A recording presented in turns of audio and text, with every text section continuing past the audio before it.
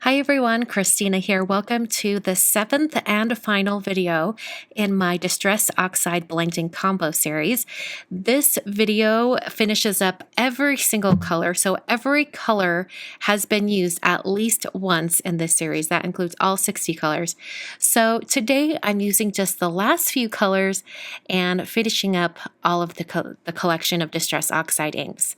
So thank you guys so much for watching each time. I'm sorry there was a big gap between number 6 and this last one, which is the number 7.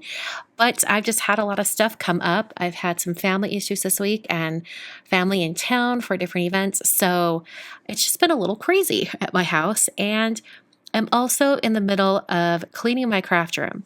So I'm going to be announcing very soon a big, huge giveaway, a Cleaning My Craft Room Purge, where I'm going to be giving away a ton of stuff.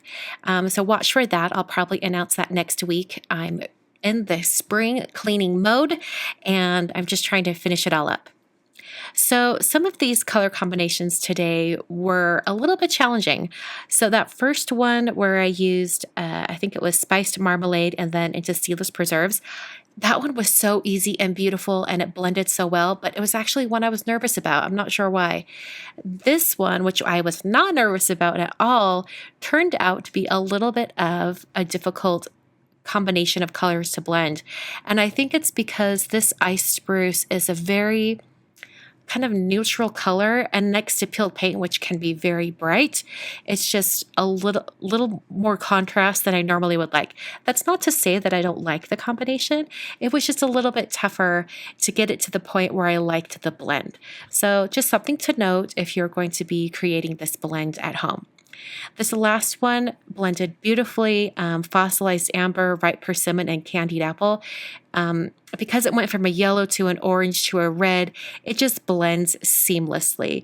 If you're going to be coming up with your own combos and you're looking for something that's going to work really well and really easy, using colors that are next to each other on the rainbow is a really good method to use. If you've got 3 colors that are next to each other on the rainbow, for example, yellow, green, blue, you're going to get some really great blends.